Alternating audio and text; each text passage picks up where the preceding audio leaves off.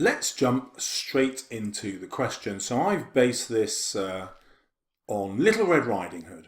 Focus this part of your answer on the second part of the source from lines 25 to the end. So you will always be given a section to look at.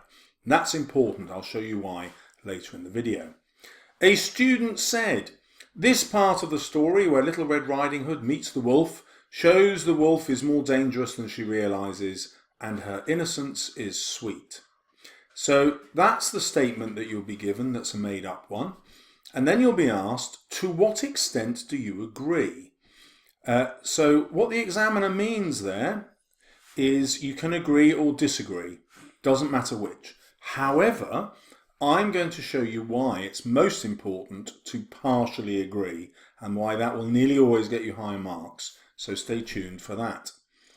In your response, you could consider your own impressions of what Little Red Riding Hood expected from the wolf.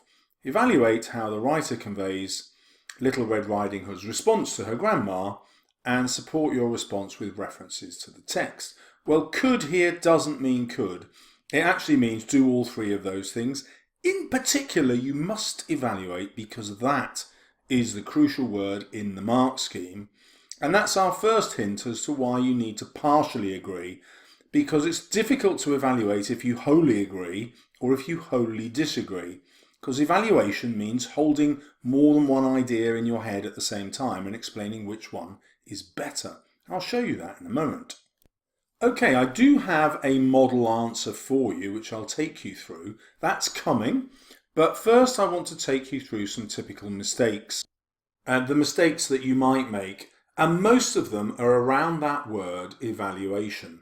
So as I've told you, it will always ask you to agree or disagree with a statement. The question will always ask you to evaluate, okay? And the mark scheme will always want you to do this. Evaluate critically and in detail the effects on the reader. Now the big problem here is that in real life, evaluate means to judge or calculate the quality, importance, amount or value of something. But unfortunately here, it doesn't mean that. Here, it means explain the effect on the reader in detail. And I'm going to show you how to do that in the model answer. Let's first look at where students can force themselves to evaluate. So an easy way is by using this vocabulary. However, although, even though, despite. So if you're going to use those words, and that's the examiner's tip is that you should, then it's obviously much easier to do that if you're going to partially agree. If you fully agree, it's difficult to use the word however or although. And if you fully disagree, it's even more difficult to have despite or however. You see what I mean? It really does pay to partially agree. The examiner says, look, we don't care if you agree or disagree. That's actually in the examiner's report, as long as you quote your evidence. However, as I'm trying to show you, it's much easier to build an argument if you partially agree. And this idea of building an argument is something that the examiners want teachers to teach their students. That again is in the examiner's report. Well, it's much easier to build an argument if your first sentence says, I partially agree with blah, blah, blah, because that reminds you that you've got to show why the view isn't 100% correct.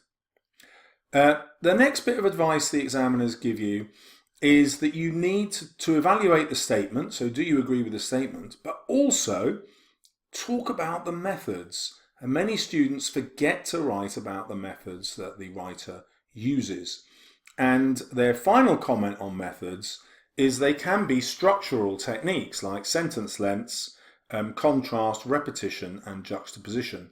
And I'm going to demonstrate all of those to you in the model and also warn you of where you could go wrong. So in 2018, most students, in fact 54% of them, only got into levels 1 and 2. And the questions go up to level 4. So pretty much most students in the country, just over half, did worse than half marks. Now, one of the reasons for that is students used evidence from outside the lines you were told to focus on in the question. let's go back to the question.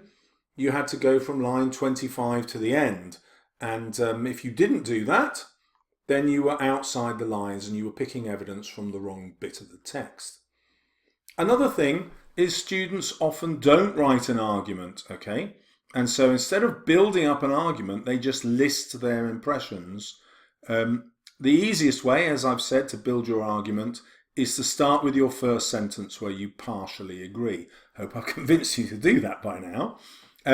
As I said earlier, many students just ignore the methods that the writer's using, and methods is implied in the question. So when the question says how the writer conveys, that how means tell me what the methods are, student. Tell me what the methods are.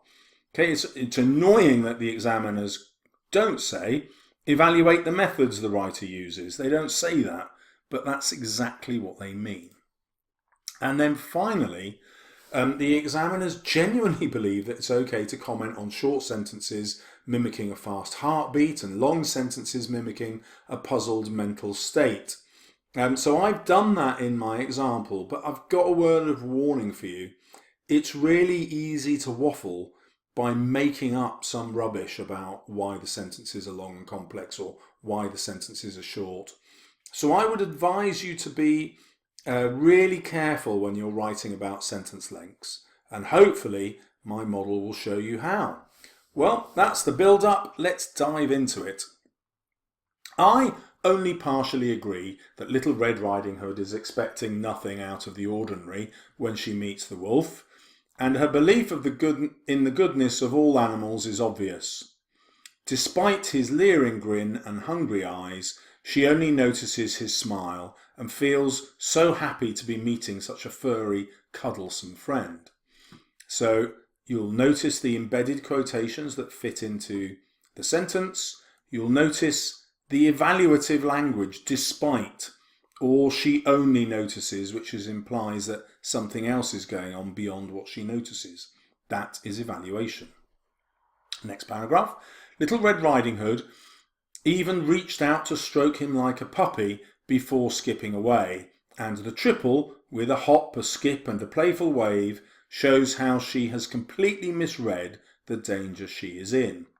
So again, even shows that I'm offering a point of view, and how she has completely misread means I'm evaluating her state of mind here, how aware she is. Now, in my next paragraph, I'm going to look at it from another perspective, using that golden word, however, which immediately shows the examiner that I'm evaluating. However, when she arrives at her grandmother's house, I think she has already guessed the wolf has eaten her grandmother, because she doesn't express any shock at his disguise, first commenting, "My, what big eyes you have," as though Red Riding Hood can see his desire to eat her. So again, we've got these other words which show that I'm evaluating, because and as though. In green here, I've got I think she has already guessed.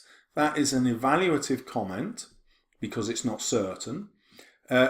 I don't like ever putting I think in a piece of writing, and I teach my students never to do it, but the examiner did this in the 2018 mark scheme, so I'm putting it in reluctantly, but everything in my model is mimicking the mark scheme, so you can see how it works and how you'll get the marks.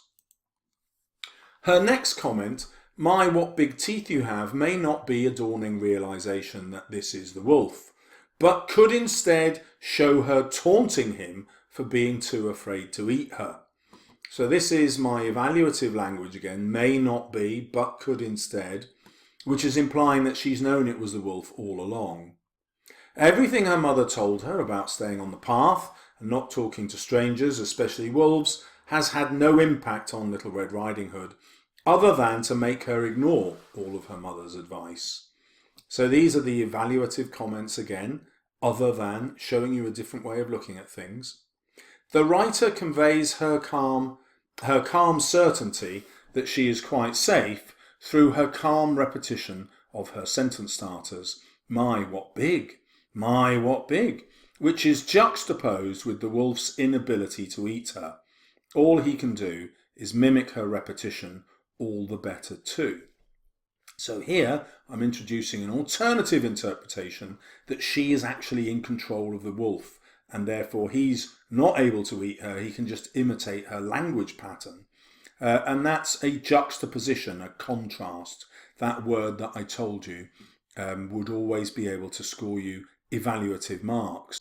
There it was there, look, in the top examiner tips. Okay, here's the end of my answer.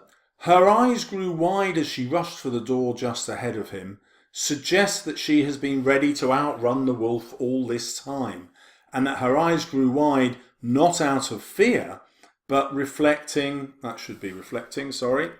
her excitement and satisfaction. And the use of not and then but again shows the examiner that I'm being evaluative. I'm looking at more than one possibility or interpretation. I also teach my students never to start a sentence with a quotation. That's clumsy writing, but I've had to do that here because that's what the examiner did in the 2018 mark scheme, okay? So you can get away with some dodgy writing as long as your evaluation is there. This is followed by the immediate arrival of the woodcutter in the lengthy sentence which includes the phrase, summoned by the sweetest voice he knew, he swung his axe. Here the pace has slowed down as though Little Red Riding Hood had planned this all along and simply lured the wolf to certain death, pretending to be innocent all along. So there, my conclusion shows how I only partially agree with the question, which was about the wolf being dangerous, because now I flipped that idea and shown how actually it's Little Red Riding Hood who was dangerous by pretending to be innocent, and she lured him to certain death. And you can see how as though is also evaluative. Now, because I started with my partial agreement, let's go and have a look at it. I only partially agree that Little Red Riding Hood is expecting nothing out of the ordinary. Because I started that way, I've now structured my answer so that I've got my disagreement at the end.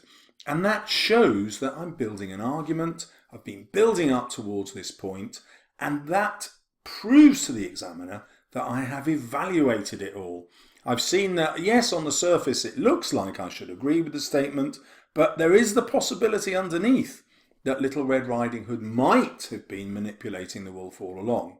Now again, it doesn't matter whether I agree or disagree here, so I could have started by talking about how she seems to be manipulating the wolf, but actually she is in real danger and it's a complete accident and she would almost certainly have been killed.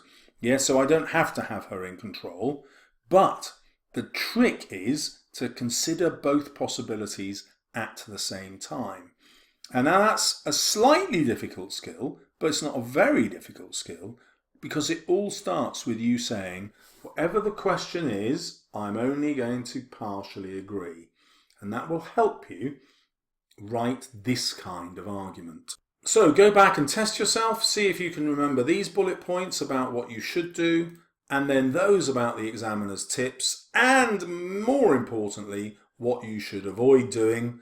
And then without the volume, play the screens that I've just shown you here and see if you can work out what the highlighting means. This is my top tip of how to revise, and I just wonder why I haven't done that in my videos before, actually. It's a really good way for you to use the video is to freeze the screen and see if you can apply what I've been teaching you to the model answer, and if you can, you know that you fully understood it, and if you can't, you know you need to watch the video again, or heaven forbid, go and buy my guide which explains it in even more detail.